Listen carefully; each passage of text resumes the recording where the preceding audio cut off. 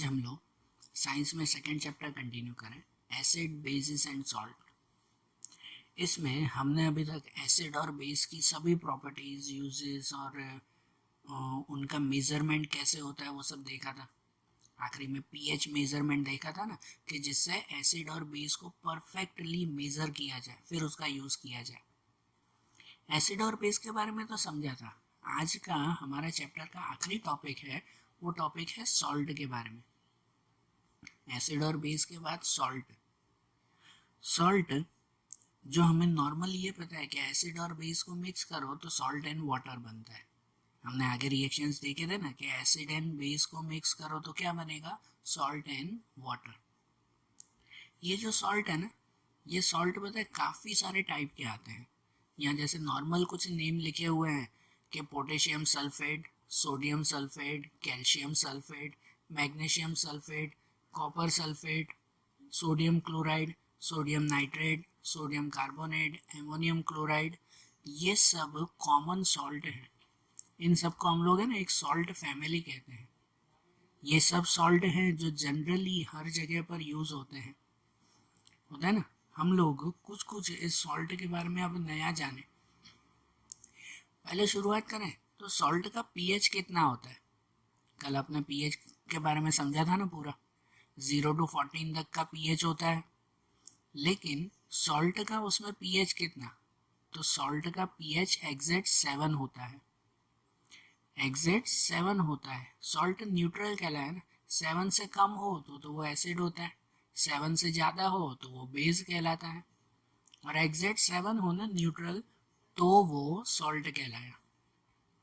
लेकिन उसमें भी होता है, आपको पता है एसिड और बेस के अलग अलग टाइप हमने देखे थे, जिसमें हमने देखा था कि स्ट्रॉन्ग एसिड और वीक एसिड आता है। समझा था कि नहीं, स्ट्रॉन्ग एसिड, वीक एसिड। कि जैसे अगर एसिड में पीएच 1, 2, 3 हो तो वो स्ट्रॉन्ग एसिड कहलाता है, जिसका पीएच 4, 5, 6 के आसपास हो तो वो वीक एसिड कहलाता है। वैसे ही बेस में भी था ना, स्ट्रॉन्ग बेस और वीक बेस। तो देखो एसिड और बेस को मिक्स करो तो जनरली सॉल्ट बनता ही है। लेकिन अगर आप लोग ऐसा हो, सपोज ऐसा हो कि जहाँ पर एसिड तो लिया हमने लेकिन स्ट्रॉन्ग एसिड लिया, SA लिख रहा हूँ, मतलब कौन सा, स्ट्रॉन्ग एसिड, और दूसरा प्लस सामने हमने बेस लिया लेकिन वीक बेस लिया, दोनों सेम नहीं। अगर समझो स्ट्रॉन्ग एसिड और स्ट्रॉन्ग बेस दोनों आप लोग सेम ले रहे हो, स्ट्रॉन्ग एसिड स्ट्रॉन्ग बेस, तो सॉल्ट न्यूट्रल बनेगा, न्यूट्रल सॉल्ट, जिसका पीएच एग्जैक्ट 7 होगा, न्यूट्रल सॉल्ट ना। लेकिन अगर आप लोग स्ट्रॉन्ग एसिड और वीक बेस ले रहे हो तो एसिड और बेस को मिक्स करो, सॉल्ट तो जरूर बनेगा। लेकिन इसमें एसिड और बेस में ना, एसिड स्ट्रॉन्ग है और बेस वीक है, तो उससे जो सॉल्ट बनेगा ना वो थोड़ा सा एसिडिक होगा। मतलब उसका पीएच एग्जैक्ट 7 नहीं होगा, थोड़ा सा 7 से कम होगा, थोड़ा सा एसिडिक होगा, बराबर ना। क्यों, क्योंकि स्ट्रॉन्ग एसिड लिया हमने और वीक बेस था इसीलिए। अब इसका ही उल्टा अगर हम लोग ऐसा करते कि समझो वीक एसिड लेते, WA लिख रहा हूँ, मतलब वीक एसिड, प्लस अगर स्ट्रॉन्ग बेस लेते, बेस में स्ट्रॉन्ग बेस, दोनों सेम नहीं है, दोनों वीक नहीं, दोनों स्ट्रॉन्ग नहीं, समझो वीक एसिड और स्ट्रॉन्ग बेस लेते, तो ये भी एसिड और बेस को मिक्स करो, सॉल्ट तो बनेगा ही। लेकिन वो सॉल्ट कैसा बनेगा, इसमें ना बेस स्ट्रॉन्ग है, तो जो सॉल्ट बनेगा ना वो थोड़ा सा बेसिक होगा। बेसिक मतलब कि उसमें बेस का प्रोपोर्शन थोड़ा सा ज़्यादा होगा, समझ रहे हो। सो नॉर्मली सॉल्ट एसिड और बेस के मिक्सचर से बनता है, बराबर, जिसका पीएच 7 के आसपास हुआ। अब सॉल्ट में सबसे कॉमन सॉल्ट कौन सा, सॉल्ट में सबसे कॉमन सॉल्ट कौन सा होता है, तो सबसे कॉमन सॉल्ट होता है उसमें NaCl। NaCl ना सबसे कॉमन सॉल्ट, सोडियम क्लोराइड। ये किससे बनता है, तो सोडियम हाइड्रोक्साइड से और हाइड्रोक्लोरिक एसिड से। सोडियम हाइड्रोक्साइड और हाइड्रोक्लोरिक एसिड, इन दोनों को मिक्स करो ना तो बनता है ये सोडियम क्लोराइड। इसका यूज़ हम लोग नॉर्मली खाने से करते हैं, खाने में करते हैं मतलब, बराबर। और ये सोडियम हाइड्रोक्साइड और हाइड्रोक्लोरिक एसिड, इन दोनों से जो है सॉल्ट बनता है ना, ये सबसे न्यूट्रल सॉल्ट है, न्यूट्रल, जिसका पीएच एग्जैक्ट 7 आता है। तो इसलिए ये इसका नॉर्मली हम लोग खाने में यूज़ करते हैं। ये सॉल्ट नेचुरली कहाँ से मिलता है? नेचर से भी मिलता है। वैसे तो केमिकली भी बना सकते हैं ना, सोडियम हाइड्रोक्साइड और हाइड्रोक्लोरिक एसिड को मिक्स करो तो केमिकली भी आप लोग NaCl बना सकते हो, सॉल्ट बनता है। लेकिन नेचर से भी सॉल्ट मिलता है। और नेचर से सॉल्ट कहाँ मिलता है? तो वो मिलता है समुद्र में से, सीज और ओशंस में से, है ना। समुद्र का पानी खारा पानी होता है ना, तो उसमें से ये सॉल्ट मिलता है कि नहीं? हुँ? लेकिन वहाँ से जो सॉल्ट मिलता है ना, तो उसमें काफ़ी सारी इम्प्योरिटीज़ भी होती हैं। और वहाँ से जो सॉल्ट मिलता है वो काफ़ी जगह पर बड़े पत्थरों की तरह होता है। जैसे आप लोग ये दूसरे फोटो में देख रहे हो, ये जो पत्थर के टुकड़े हैं ना, ये कुछ नहीं, ये सॉल्ट है, ये नमक है। ऐसे सॉल्ट को रॉक सॉल्ट कहते हैं। क्या कहते हैं? Rock salt. फिर इस रॉक सॉल्ट को प्योरीफाई करते हैं और उसमें से प्योर NaCl अलग करते हैं, सोडियम क्लोराइड उसमें से अलग करते हैं। इस सॉल्ट को, इस रॉक सॉल्ट को तोड़कर प्योर करके फिर उस सॉल्ट का हम लोग खाने में यूज़ करते हैं, है कि नहीं? इसमें ये सॉल्ट की इतनी इम्पोर्टेंस है कि इस सॉल्ट की वजह से ही हमारी लाइफ में इतनी इम्पोर्टेंस है कि इस सॉल्ट की वजह से ही हमारे यहाँ पर वो सॉल्ट के लिए पूरा रिवॉल्यूशन हुआ था। सबको गांधी जी का वो दांडी सत्याग्रह याद है कि नहीं? वो दांडी सत्याग्रह किसके लिए हुआ था? नमक के लिए ना। तो ये नमक की, ये सॉल्ट की हमारे लिए कितनी इम्पोर्टेंस है कि नहीं यहाँ पर? बराबर। ये जो सॉल्ट है ना, ये सॉल्ट का सिर्फ खाने में ही यूज़ नहीं करते, लेकिन इस सॉल्ट में से, इस सोडियम क्लोराइड में से दूसरे बहुत सारे मटेरियल बनाए जाते हैं, दूसरे बहुत सारे मटेरियल बनाए जाते हैं जिनका फिर हम लोग अलग अलग जगह पे यूज़ करते हैं। इसीलिए ये सोडियम क्लोराइड बहुत ज़रूरी है, सिर्फ खाने में यूज़ नहीं होता है, समझना। इसमें से sodium hydroxide, baking soda, washing soda, bleaching powder और ऐसे कितनी सारी चीज़ें बनाई जाती हैं। और इसकी वजह से ही तो ये सॉल्ट का यूज़ हमारे लिए बहुत ज़रूरी है। अब हम लोग इस चैप्टर में आगे देखेंगे कि सॉल्ट में से कौन कौन सी चीज़ें बनाई जाती है, इस कॉमन सॉल्ट में से क्या क्या बनाते हैं और उसका हम लोग क्या क्या यूज़ करते हैं। तो इनमें एक एक समझे अगर, तो सबसे पहला आता है, वो आता है सोडियम हाइड्रोक्साइड। ध्यान देना, अब हम लोग जो नेक्स्ट टॉपिक पढ़ रहे हैं वो ये है कि सॉल्ट में से क्या क्या बनाया जाता है। तो सॉल्ट में से सबसे पहले बनाया जा सकता है सोडियम हाइड्रोक्साइड। सॉल्ट में से सोडियम हाइड्रोक्साइड बनाने की इस प्रोसेस को क्लोर अल्काली प्रोसेस कहते हैं। कौन सी? क्लोर अल्काली प्रोसेस। समझना है प्रोसेस। यहाँ जब भी मैं सॉल्ट बोल रहा हूँ ना, तो वो सॉल्ट मतलब कॉमन सॉल्ट है, NaCl। जो भी मैं सॉल्ट बोल रहा हूँ वो कौन सा है? सिर्फ कॉमन सॉल्ट है, NaCl, और कुछ नहीं। तो देखो इसमें से ये कैसे बनाया जाता है सोडियम हाइड्रोक्साइड। तो कहते हैं सबसे पहले सोडियम क्लोराइड को, जो कॉमन सॉल्ट आता है, उस कॉमन सॉल्ट का एक्वेयस सॉल्यूशन, मतलब पानी में मिक्स करके उस सॉल्यूशन को एक बड़े से वेसल में लिया जाता है। सॉल्ट को जब आप पानी में मिक्स करो ना, हम लोग नॉर्मली सॉल्ट सॉल्यूशन कहते हैं कि नहीं, नमक को पानी में मिक्स करो क्या होगा? नॉर्मल नमक वाला पानी, सॉल्ट सॉल्यूशन। इस सॉल्ट सॉल्यूशन को केमिकल लैंग्वेज में ब्राइन कहते हैं। क्या कहते हैं केमिकल लैंग्वेज में? ब्राइन।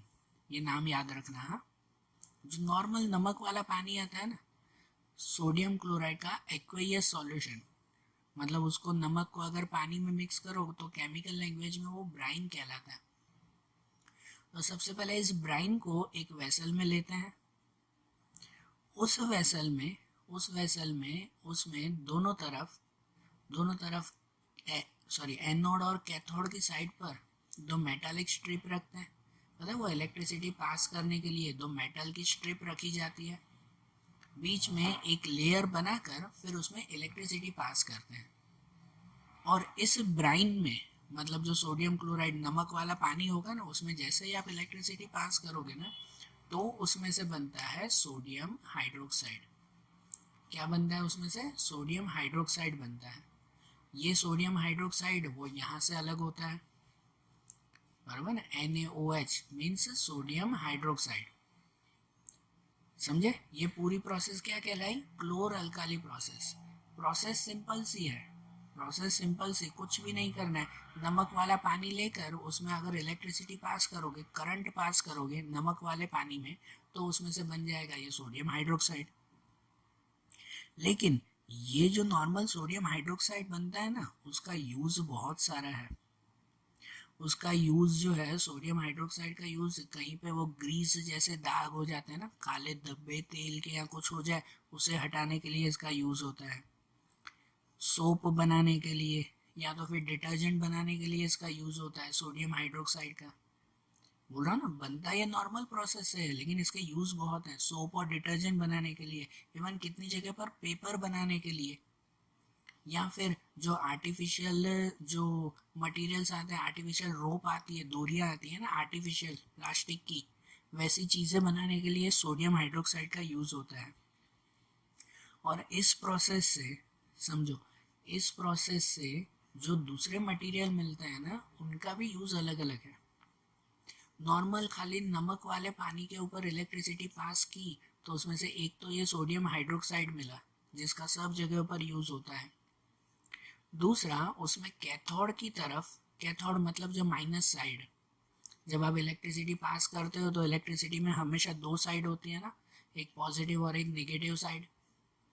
तो पॉजिटिव को एनोड साइड कहते हैं, नेगेटिव को कैथोड साइड कहते हैं। तो उसमें कैथोड साइड पे हाइड्रोजन गैस मिलता है। ये पूरी प्रोसेस में जब इलेक्ट्रिसिटी पास की जाती है तो कैथोड साइड पे हाइड्रोजन गैस निकलता है वो बाहर। और इस हाइड्रोजन गैस का भी अलग यूज़ है। इस हाइड्रोजन गैस का फ्यूल की तरह यूज़ होता है, फर्टिलाइज़र बनाने में, एमोनिया बनाने में यूज़ होता है इस हाइड्रोजन का। और जो एनोड की तरफ है, वो एनोड की तरफ ये क्लोरीन गैस निकलता है, इसकी तरफ ये क्लोरीन गैस निकलता है।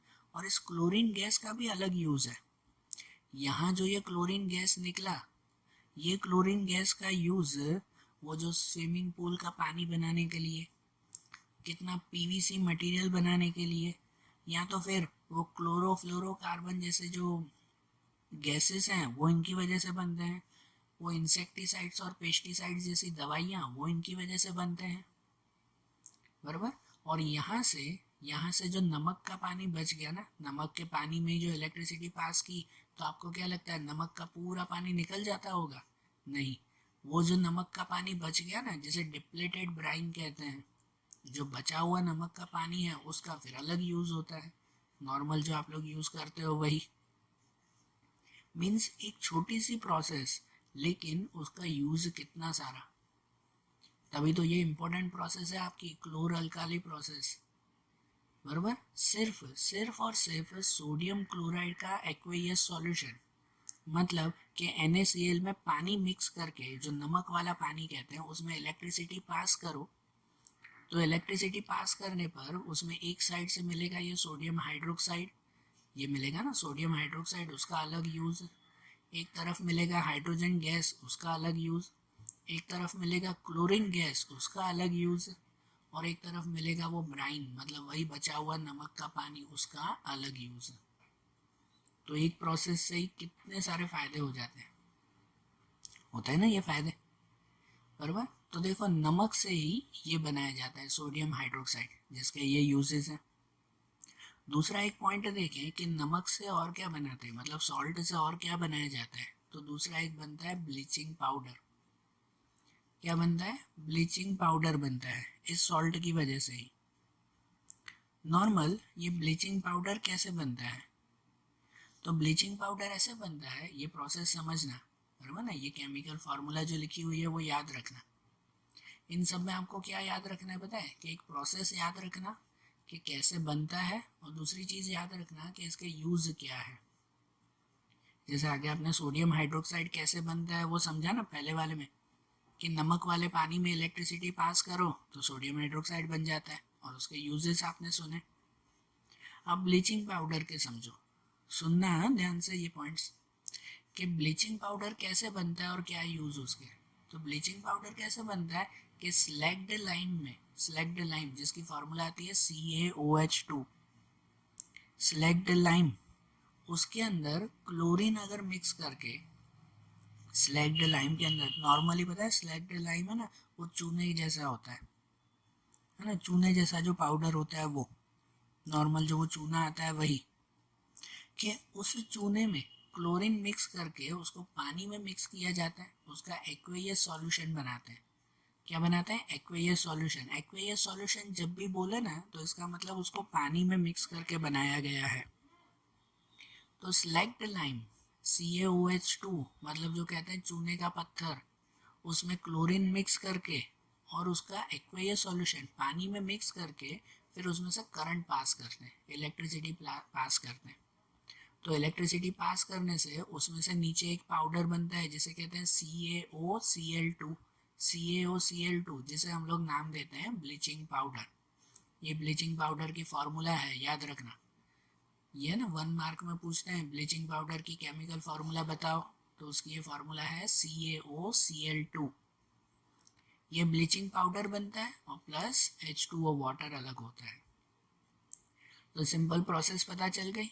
प्रोसेस में ऐसे ही इतनी प्रोसेस याद रखो ना तो आप लोग जो है वो एग्जाम में खुद बनाकर लिख सको। ऐसा क्या करना है, तो सिलेक्ट द लाइम में क्लोरीन मिक्स करके उसका एक्वेयस सॉल्यूशन बनाओ, मतलब वाटर सॉल्यूशन बनाओ, पानी में मिक्स करो, फिर उसमें से इलेक्ट्रिसिटी पास करो।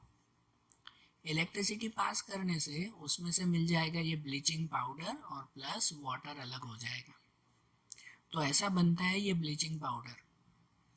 ये जो ब्लीचिंग पाउडर है इसका यूज़ फिर कहाँ कहाँ होता है? इस ब्लीचिंग पाउडर का यूज़ टेक्सटाइल में होता है। टेक्सटाइल में जो है वो कॉटन के क्लोथ्स बनाने में, या तो फिर जो है वो दूसरे क्लोथ्स बनाने में, या फिर जो है इनका यूज़ नॉर्मली ब्लीचिंग पाउडर का यूज़ कि पेपर इंडस्ट्री में, या तो फिर जो क्या कहते हैं जो वुडन इंडस्ट्री आती है उसमें ब्लीच करने के लिए इसका यूज़ होता है। अच्छा चलो एक कॉमन पॉइंट पूछता हूँ, एक कॉमन पॉइंट, ये ब्लीचिंग का मतलब क्या होता है? ब्लीचिंग पाउडर में ब्लीचिंग का मतलब क्या, कभी नोट किया है? आप गर्ल्स को शायद जो है वो खास ही ध्यान होगा कि ब्लीचिंग का मतलब क्या। आप लोग करते हो ना कि भाई हम लोग जो है वो ब्लीच करवाने जा रहे हैं, तो क्या ब्लीच मतलब क्या? ब्लीच का मतलब ये होता है कि आपके ऊपर के सरफेस में से कोई भी जगह के ऊपर के सरफेस में से सभी वेस्ट मटेरियल या जो भी कचरा है उसे हटा देना, उसे ब्लीच कहते हैं। आप लोग ब्लीच करवाने जाते हो उसका मतलब क्या होता है कि आपकी स्किन में से जो भी हार्मफुल मटेरियल है ना, ऊपर जो कचरा होता है, जो भी चीज़ें होती है उसे हटाते हो, तो इसलिए उसे कहते हो कि हम ब्लीच करवा रहे हैं। तो ब्लीचिंग पाउडर का मेन काम क्या होता है पता है? कि कोई भी जगह से ऊपर से सब कचरा हटा देना। तो इसलिए ना पेपर इंडस्ट्रीज़ में, क्लोथ इंडस्ट्रीज़ में, इन जगह पर ब्लीचिंग पाउडर का यूज़ होता है कि जहाँ पर भी ये पेपर बनाना या कपड़े बनाने के लिए ऊपर जो भी कचरा वगैरह जो भी होता है ना उसे हटाने के लिए जनरली इनका यूज़ करते हैं, बराबर। वे दूसरे कितने सारे केमिकल्स बनाने में ये ब्लीचिंग पाउडर का यूज़ होता है। या तो फिर जो भी पीने का पानी होता है ना उसमें से सब जर्म्स को मारने के लिए, उसमें से भी गंदगी मारने के लिए एज अ इंसेक्टिसाइड इस ब्लीचिंग पाउडर का यूज़ करते हैं। समझे ना? तो ब्लीचिंग पाउडर कैसे बनता है और क्या यूज़ है ये ध्यान आया। अब ब्लीचिंग पाउडर के बाद दूसरे इसमें देखें सॉल्ट में से और क्या बनता है, तो सॉल्ट में से बनता है बेकिंग सोडा। ये सब सॉल्ट के ही तो अलग अलग फॉर्म है ना। क्या कहलाया दूसरा? बेकिंग सोडा कहलाया। बेकिंग सोडा आपको पता है इसका यूज़ आप लोगों को ध्यान होगा ना, वो घर पे जो है वो पकोड़े वगैरह बनाते हो ना आप लोग, बारिश का मौसम है तो उस पकोड़े को एकदम क्रिस्पी बनाने के लिए, कड़क बनाने के लिए, कुरकुरे जैसे बनाने के लिए उसमें ये बेकिंग सोडा ऐड करते हो ना। तो ये जो खाने का सोडा आप लोग घर में खाने में यूज़ करते हो वही तो ये बेकिंग सोडा है, बराबर। तो ये बेकिंग सोडा कैसे बनता है, कैसे बनता है ये बेकिंग सोडा?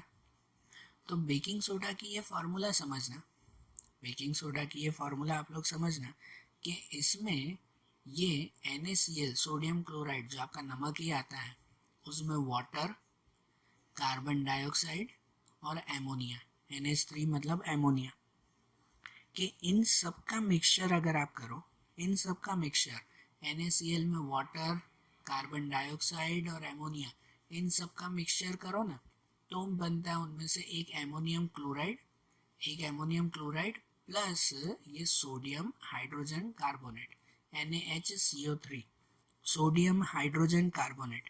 ये सोडियम हाइड्रोजन कार्बोनेट उसे ही हम लोग कहते हैं नॉर्मल बेकिंग सोडा। मतलब समझो कि ये बेकिंग सोडा का केमिकल नेम वो ये है, सोडियम हाइड्रोजन कार्बोनेट। और उसकी भी केमिकल फार्मूला याद रखना कि बेकिंग सोडा की केमिकल फार्मूला क्या, NaHCO3, ये बेकिंग सोडा, बराबर। तो कैसे बनता है, नॉर्मली आपको जब पूछे ना एग्जाम में भी इसकी प्रिपरेशन बताओ, तो आप लोग ओन सेंटेंस में सेंटेंस वाइज ही लिख सकते हो। सोडियम क्लोराइड के अंदर water H2O, carbon dioxide CO2 and ammonia NH3 mix करो, तो उसमें से एमोनियम क्लोराइड का केमिकल बनता है और प्लस सॉलिड ये सोडियम हाइड्रोजन कार्बोनेट मिलता है, ऐसे पाउडर जैसा, जिसे कहते हैं बेकिंग सोडा, है कि नहीं। सिंपल बेकिंग सोडा बनता है ना। और इस बेकिंग सोडा का क्या काम, इसका काम कहाँ पर होता है, तो बेकिंग सोडा का मेन वर्क होता है कि जनरली खाने में ही ना, बराबर, खाने में कोई भी तरह के मटेरियल को एकदम वो क्रिस्पी बनाने के लिए इस बेकिंग सोडा का यूज़ होता है।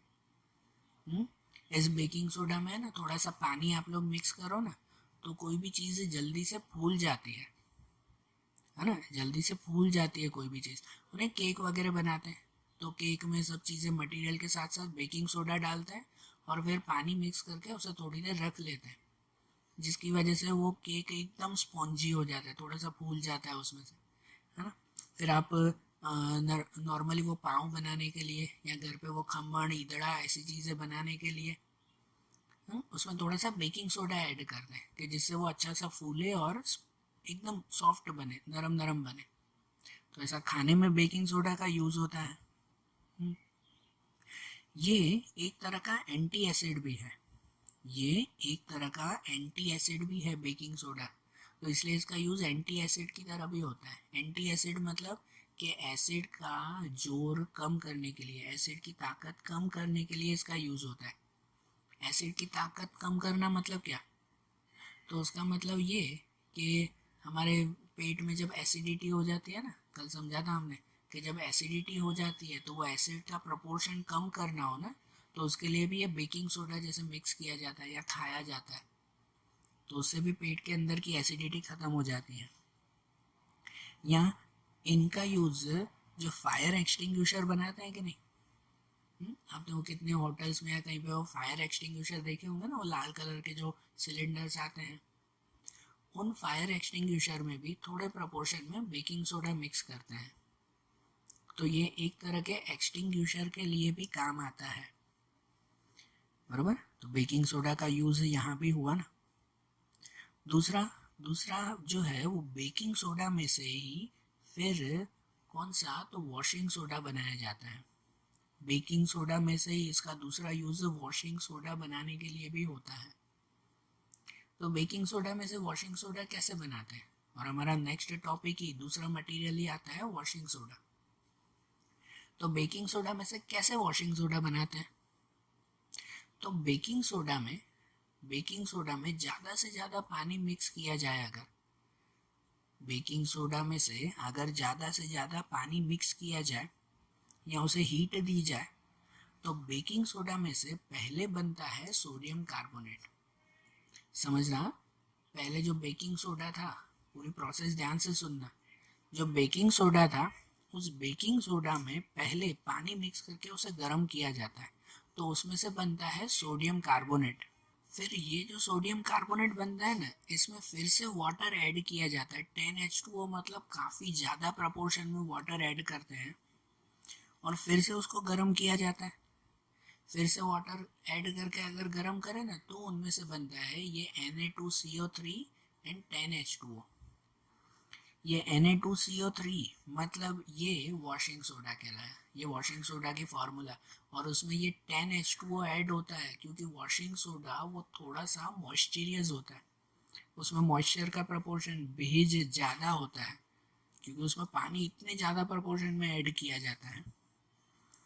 इसीलिए ये वॉशिंग सोडा के फार्मूला क्या, Na2CO3 मल्टीप्लाई 10H2O, बराबर, ये वॉशिंग सोडा।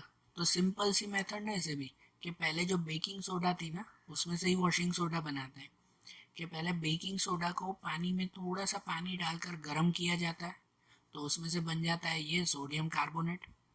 उस सोडियम कार्बोनेट में और पानी ऐड करते हैं तो बन जाता है ये वॉशिंग सोडा। सिंपल सी मेथड। तो ये जो वॉशिंग सोडा हुआ इसका यूज़ कहाँ पर, तो वॉशिंग सोडा का एक यूज़ तो वही डिटर्जेंट बनाने के लिए, डिटर्जेंट इनमें से ही तो बनता है ना, डिटर्जेंट सोप बनाने के लिए इसका यूज़ है, या कितनी जगह पर मिरर बनाने के लिए, ग्लास बनाने के लिए, कांच जो आते हैं वो बनाने के लिए, पेपर इंडस्ट्रीज में इनका यूज़ होता है। इनमें से बोरेक्स और सोडियम के कितने सारे कंपाउंड्स बनते हैं, वॉशिंग सोडा का यूज़ होता है बोरेक्स जैसा मटेरियल, और सोडियम के कितने सारे कंपाउंड्स इनमें से बनते हैं। दूसरा कि इसका यूज़ घर में साफ सफाई के लिए भी होता है, घर में साफ सफाई के लिए जो आप लोग मटेरियल यूज़ करते हो वो भी इनमें से बनते हैं वॉशिंग सोडा में से। और वॉशिंग सोडा का यूज़ हार्ड वाटर को सॉफ्ट वाटर बनाने के लिए यूज़ होता है।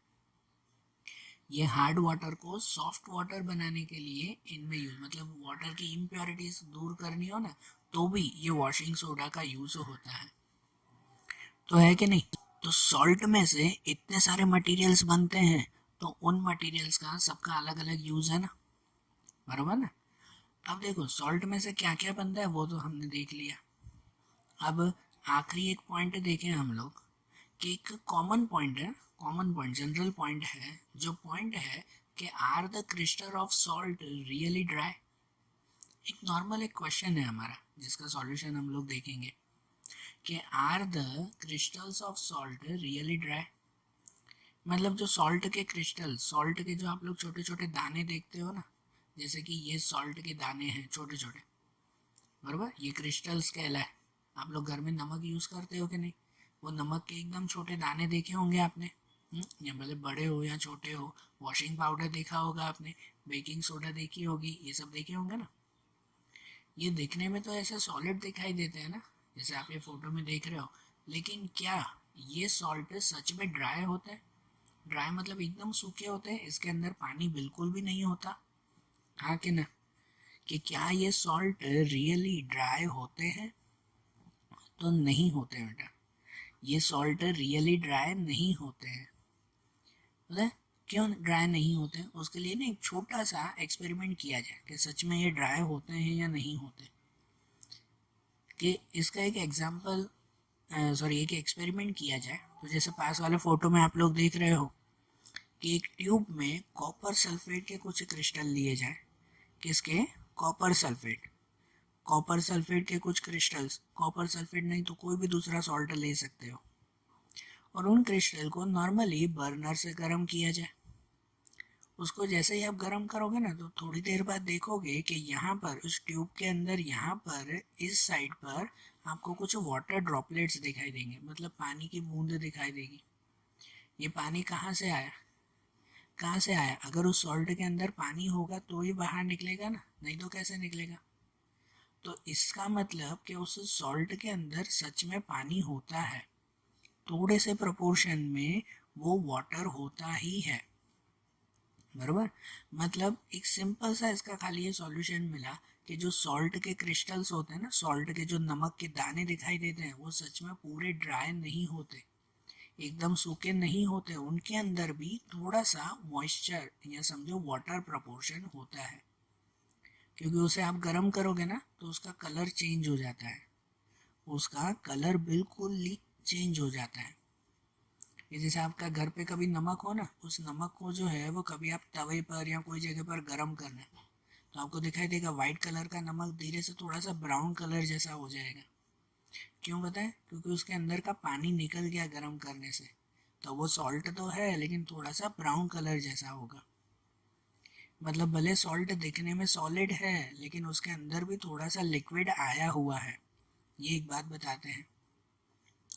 कितनी तो फार्मूलाज में से ही पता चलता है कि उसमें लिक्विड है। आपने इससे पहले ही जो वॉशिंग सोडा थी उस वॉशिंग सोडा की फार्मूलाज देखी ना, Na2CO3 and multiply 10H2O, Na2CO3 multiply 10H2O। तो उसमें बताते ही है 10H2O, मतलब उसमें तो वाटर ज़्यादा आया हुआ है। सही बात है ना, मतलब उसमें तो पानी ज़्यादा है ऐसा। तो मतलब सॉल्ट रियली ड्राई नहीं होते, उनके अंदर भी मॉइस्चर का प्रोपोर्शन होता है। और इसी का ही यूज़ करते हुए एक सॉल्ट में से आखिरी एक मटेरियल बनता है, जो मटेरियल को हम लोग कहते हैं प्लास्टर ऑफ पेरिस। सॉल्ट में से ही बनाया हुआ ये मटेरियल जो आज के टाइम में इतना यूज़फुल है जिसकी लिमिट नहीं है, ये प्लास्टर ऑफ पेरिस। तो ये प्लास्टर ऑफ पेरिस कैसे बनता है?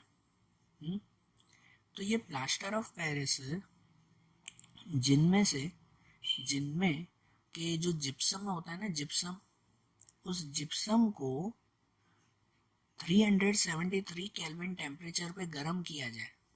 सुनना है ध्यान से कि जिप्सम को 373 केल्विन टेम्परेचर पे अगर गर्म किया जाए तो जिप्सम में से सभी वाटर का प्रोपोर्शन निकल जाता है। हमने अभी देखा ना, सॉल्ट को गर्म करो तो वो कलर बदल देगा। तो जिप्सम को, ये फॉर्मूला नहीं है, ये तो अलग है, वो बताता हूँ, लेकिन जिप्सम होता है कि उसको गर्म करो ना तो उसमें से वाटर का प्रोपोर्शन निकल जाएगा, बराबर। और उनमें से जो मटेरियल बनेगा ना, उनमें से जो पाउडर बनेगा ना, जिस पाउडर को प्लास्टर ऑफ पेरिस कहते हैं।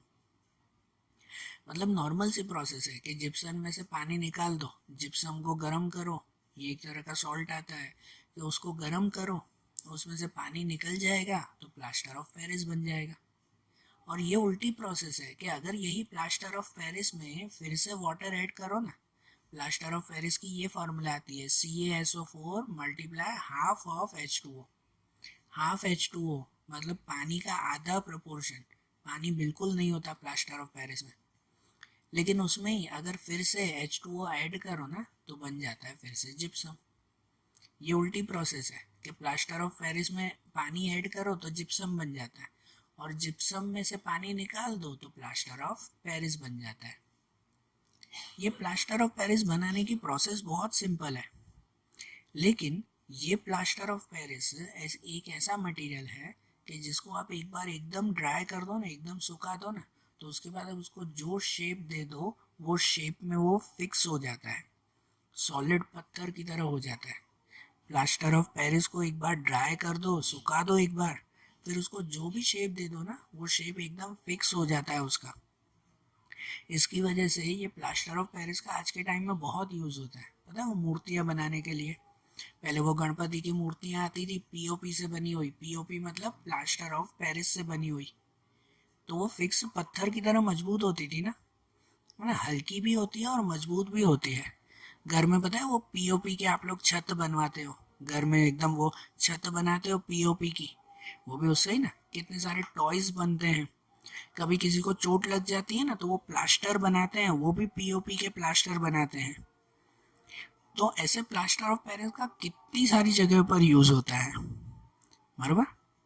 समझ में आया ना? तो ये जो सॉल्ट है वो सॉल्ट नॉर्मल सॉल्ट नहीं है, उनके बहुत सारे यूज है। तो आज जैसे हमने सॉल्ट के ये यूज और इनके सब ये मटेरियल्स देखे है ना, ये चैप्टर हमने जैसे कंप्लीट किया, ऐसे ही साइंस के दूसरे चैप्टर्स अब हम लोग अगले वीडियोस में देखेंगे। Okay, thank you.